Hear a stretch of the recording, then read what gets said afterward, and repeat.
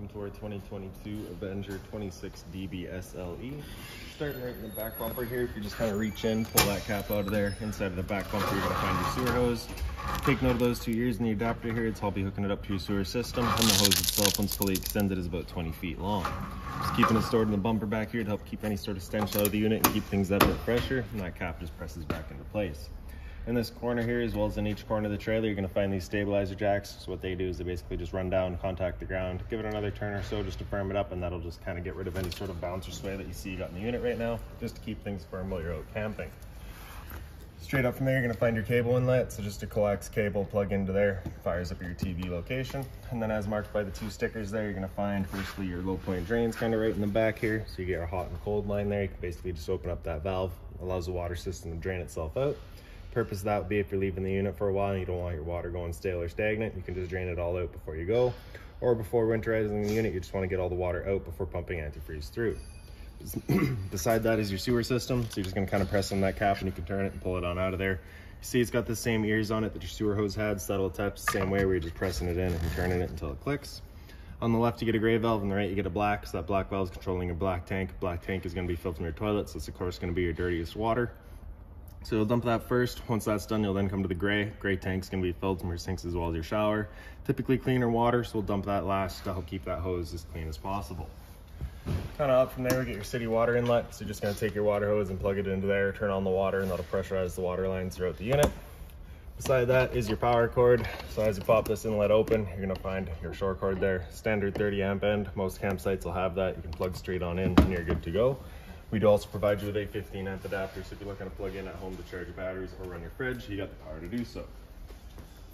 Making our way towards the front, you're gonna find your fresh water inlet. So you can pop that cap out of there, your water hose will stick into there, turn on the water, and that fills up your fresh water tank. You know that tank is full once it starts spitting water out of a little blue vent kind of right in the back there. And then the drain for that tank is just this guy here. You just open that up, allows itself to drain itself out. Right in front of that is your storage compartment. So inside of here, you're gonna find your water hose. Inside of that water hose, you'll find your park adapter. So your 30 amp cord into there, 15 to a standard household outlet. You'll also see in here that the customers opted to go with a weight distribution hitch. So we just got that stored in there for them. Around front of the unit, you do have a solar panel plug-in right on the frame there. So you just pull that plug off of there, and then a 2-prong plug will plug into there. Allows you to charge your batteries. Battery itself is housed inside of this box right here, so as long as you're plugged into that short cord in the back or your 7-pin to your tow vehicle or into a solar panel, that battery is charging for you. Propane tanks here, so you can see our arrow is currently pointed over here and it's currently red, so it's just letting us know we've got no propane in the system. So as you open up that tank, that indicator will then go green, letting us know we've now got propane there. If it were to go red while you got that tank open, it's just letting you know that's empty, so at that point you'll then just close that tank off. Flip the changeover over to the other side and open it up while you get the other one filled. Standard tongue jack in front, so one way's up, other way's down. Other end of the unit, we get the other end of your storage compartment. So inside of here, you're just gonna find that little manual jack for all of your stabilizers. It is just open storage, see straight through to the other side. Is also accessible from underneath your bed inside. Your hot water tank here, you just got that keyway there. You can line it up and pop it on open. All your controls for turning this guy on are just inside of the unit. Before you ever turn it on though, you just want to hit this relief valve right there. Make sure that shot of water comes out. That bit of water coming out of there is just letting you know this tank is full. It's safe to fire it up and you're not going to burn anything up by doing so. Once you're done, you can then just close it back up, lock it back down with the keyway. Right behind there, you're going to find the exhaust to your furnace. So if you're ever running your furnace, you just want to make sure it's not blocked off. It does get hot. Right up above that is a power outlet for you. G-Fire protected. Reset is just inside of the unit. Up from there, you get your stove vent, so you get this little flap in there. You can pull it on open, allows your fan inside to then evacuate any fumes from your stove. We'll go over that a bit more once we get inside. Once you are done, you can just press back into place though, and it kind of clicks in, prevents any dust from flying up in there while you're out traveling. Towards the back of the unit, you will find a little leash latch, so if you got the dog out with you, you can tie him down. And then in the back of the unit, you just get your spare tire there. So now we'll make our way inside of the unit. So for your door, just opens on up, and then you get a little T-latch right in the back here. Just kind of slides into that slot, holds that door open for you.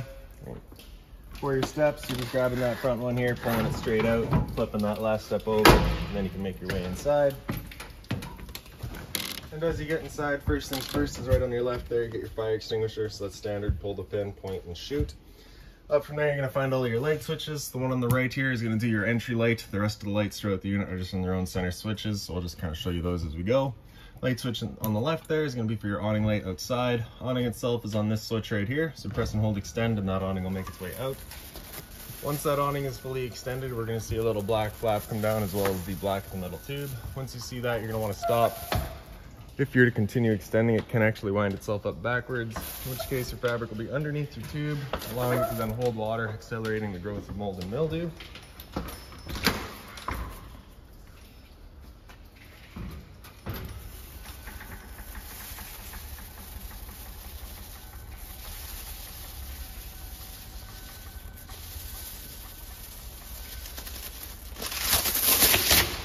So just a little bit sticky today, so we'll just bring it back a bit and that flap should then come down. So there it is.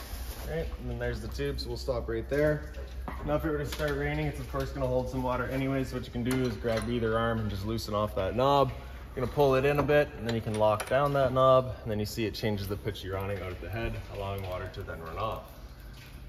Now if you like that angle better, because it does give you more shade, you can do the same thing with the arm up front. Before you bring it back in though, you just want to make sure these knobs are loosened back off and the arm's fully extended, just so you're not running the risk of bending it. And then we'll press and hold the track, the awning will make its way back in. Again, you're just going to watch to make sure that your fabric is over top the tube.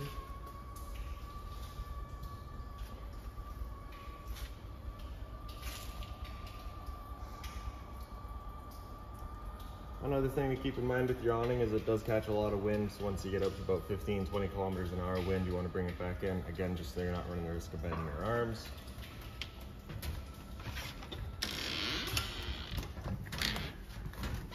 Right beside that is your slide out switch, so you press and hold out and the slide will make its way out.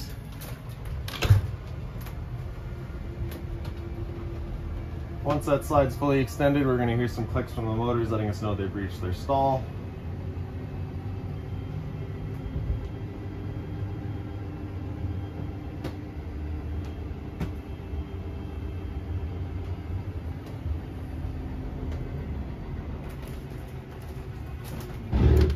There you have it. So now inside of the unit, like I said, all your lights are just on their own little center switches there.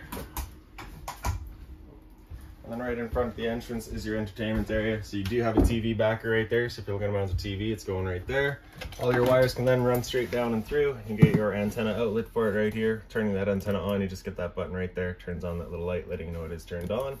Then you get your 120 volt outlets for it as well. RCAs are ran right into your stereo. So stereo there, you just got your power button there to turn it on. It does turn on the little speaker lights there, as well as the speaker lights outside. Volume button right there, so you can see it is doing 2 different volume sets. So if we hit 1 right now, turn zone 1 off, and then operate the volume, you can see it doesn't change our inside set, but it is changing the outside set. You can then turn zone 1 back on, turn off zone 2, and choose zone and control zone 1 individually. You can also press and hold to just mute individual zones.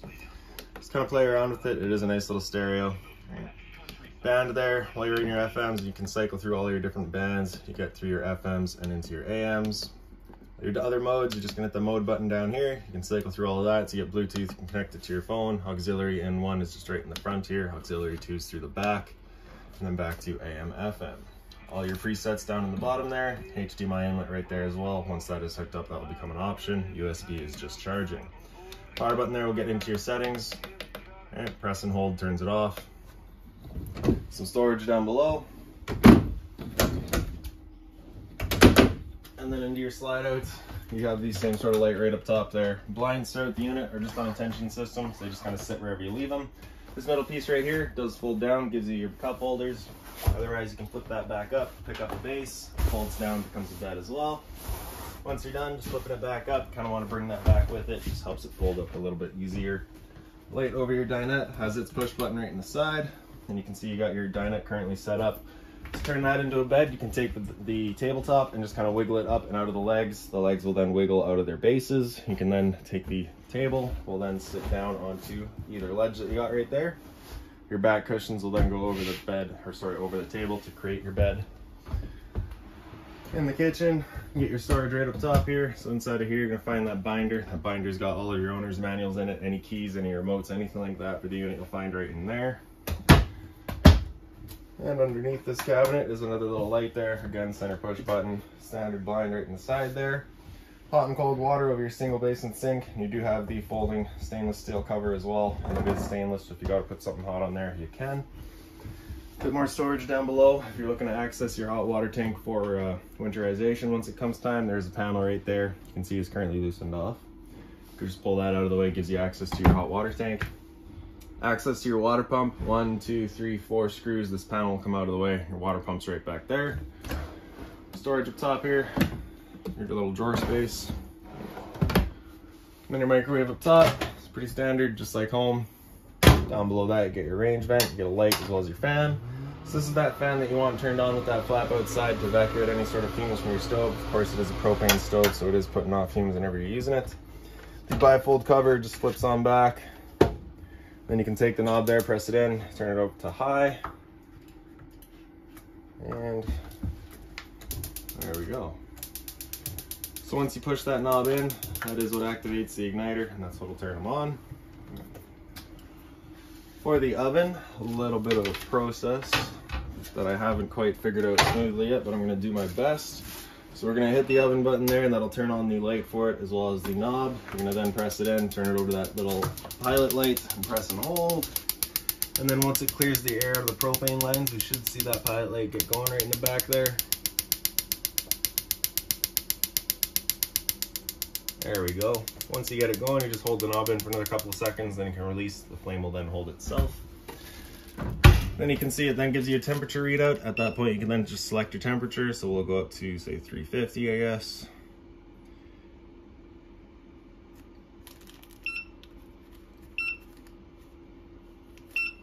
And now we should hear a click in a second. And then she fires up. Once you're done, you're just gonna turn this guy back down to off. It'll cool off for a minute, and then you'll hear another click, and it'll turn off the lights. You can also just press oven there. Right. So you'll hear that click, that knob will go off, and that'll be the stove then turned off.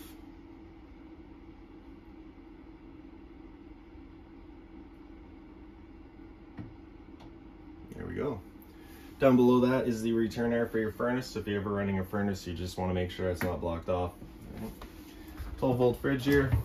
Freezer up top. Temp selection is right in the back there. Because it is 12 volt, it is as long as your battery is charged or charging. This guy's going for you. Fridge down below. Temp selection again right in the top there.